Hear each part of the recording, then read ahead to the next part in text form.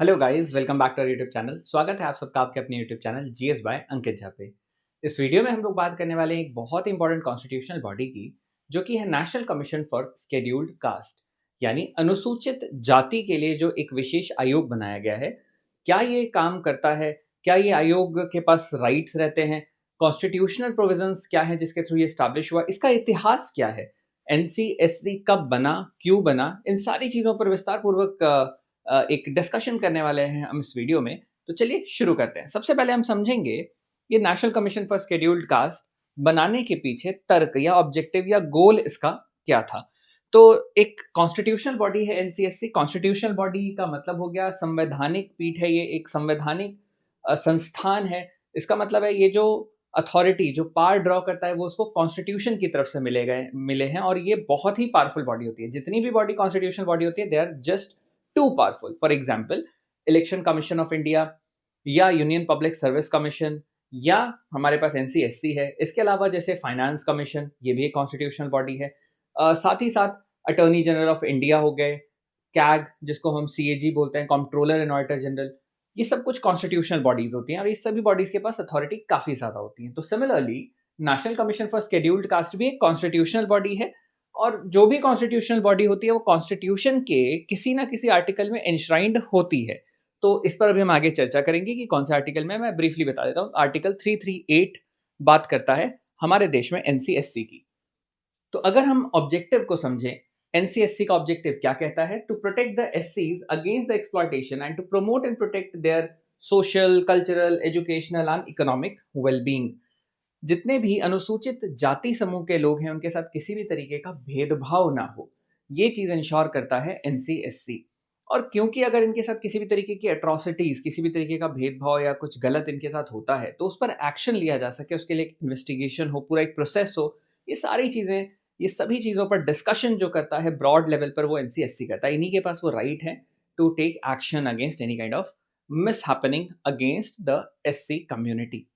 अब यहाँ सिर्फ एससी नहीं है, वैसे अगर हम इसको थोड़ा वाइड एरे में देखें तो जितने एलजीबीटीआईक्यू कम्युनिटी है उस पर भी, डिसेबल कम्युनिटी के लिए भी काम अगर कोई कर रहा है तो एनसीएससी के अंडर में ही होता है।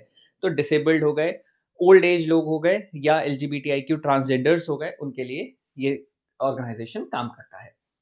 तो जुरिस्डिक्शन की समझ अगर हम देखें तो जुरिस्डिक्शन इसका आता है under the minister of social justice. Ministry of social justice अभी जो हमारे मंत्री हैं वो है Virendra Kumar Khatik. Social justice and empower minister काम करता है एम्पावरमेंट के लिए, और सोशल जस्टिस जितने भी एससी, एसटी, ओबीसी समाज के लोग हैं उनको उनका ड्यू रिस्पेक्ट दिलाने के लिए काम कर रहा है, उनकी प्रमोशन के लिए, प्रोटेक्शन के लिए, प्रोमलगेशन ऑफ देयर राइट्स, ये सारी चीजें इंश्योर करता है ministry of social justice and empowerment. Heading on to the next part, अगर हम इसके इतिहास की तरफ चलें तो सबसे पीछे अगर हम चले तो 1978 में, साल 1978 में भोला पासवान शास्त्री के अंडर में एक कमीशन बनाया गया, जिसके अंडर में एक कमिश्नर अपॉइंट किया गया for scheduled caste and scheduled tribe people.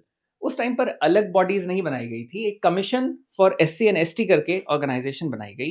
एक एडवाइजरी बॉडी थी, यानी इसके पास बहुत ज्यादा राइट्स नहीं थे। एडवाइजरी बॉडी के पास राइट्स बहुत ज्यादा नहीं होते, ये सिर्फ एडवाइजेस दे सकता है to the government, to the ministry. धीरे धीरे फिर, ये तो बात 1978 की है, 1992 में पहली बार national commission for scheduled caste and scheduled tribes, NCSC ST, ये एग्जिस्टेंस में आया।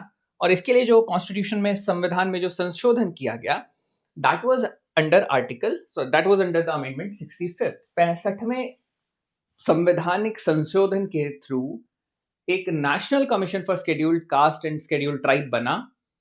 और उसके अंडर में अगर हम देखें तो एक मल्टी मेंबर बॉडी बन गई, इसमें एक से अधिक मेंबर हो गए। और इसी के अंडर में पहली बार जो 1992 में कमीशन बना था उसको एस एच रामधान ने चेयर किया था। किसने किया? एस एच रामधान ने, साल 1992 में। फर्दर फिर 2003 में संविधान में एक और बार संशोधन हुआ, that was the 89th constitutional amendment act. और 89th कॉन्स्टिट्यूशनल अमेंडमेंट एक्ट के थ्रू जो national commission for scheduled caste and scheduled tribe था, एनसीएससी एसटी था, उसको बाइफरकेट कर दिया गया, दो टुकड़ों में तोड़ दिया गया।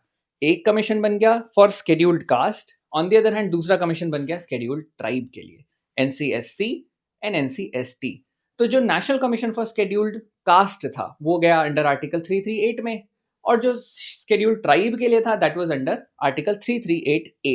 एक अलग बॉडी और बनी जिसको हम national commission for backward classes कहते हैं, वो हम एक अलग वीडियो में समझेंगे, उसके लिए भी कॉन्स्टिट्यूशनल अमेंडमेंट है और उसके थ्रू 338B जो था वो NCBC बना। तो यहाँ पर वही चीज हमने मेंशन किया कि NCSC जो था, NCSC एंड ST, उसको बाइफरकेट कर दिया गया। NCSC एंड NCST में दोनों ही एजेंसी साल 2004 में एग्जिस्टेंस में आए और इसके लिए जो अमेंडमेंट एक्ट आया था वो 2003 में आया था। तो NCSC आर्टिकल 338 में आया और ST 338A में आया। National commission for scheduled cast जब 2004 में बना तो उसके पहले चेयरमैन बने सूरज भान। और अगर हम आज की बात करते हैं तो प्रेजेंट जो NCSC के चेयरमैन है वो हैं किशोर मकवाना। इनसे पहले विजय सांपला थे, अब किशोर मकवाना। तो ये NCSC आई होप आपको बहुत क्लियरली समझ आ गया होगा। एक बॉडी है जो काम क्या कर रही है, SCs, डिसेबल या जिनका कोई नहीं है, कोई नहीं कहने का मतलब है जिनके इंटरेस्ट को सरकार ने किसी और मिनिस्ट्री के अंडर में नहीं डाला, तो उन सभी के राइट्स के लिए लड़ने का काम NCSC करता है और इंश्योर करता है कि किसी भी तरीके से इनके साथ एट्रॉसिटीज ना हो, किसी भी तरीके से दुर्व्यवहार ना हो, और अगर कुछ होता है तो उस पर एक्शन लेने का भी काम NCSC के पास है। तो इतनी सारी चीजें हमको इस वीडियो में समझनी थी। बहुत इंपॉर्टेंट टॉपिक है अगर आप किसी भी एंट्रेंस एग्जाम के लिए प्रिपेयर करते हैं। That's all in this video. मिलेंगे फिर बहुत जल्द कुछ एक नई वीडियो के साथ। Till then take great care of your health. Bye bye and thank you so much.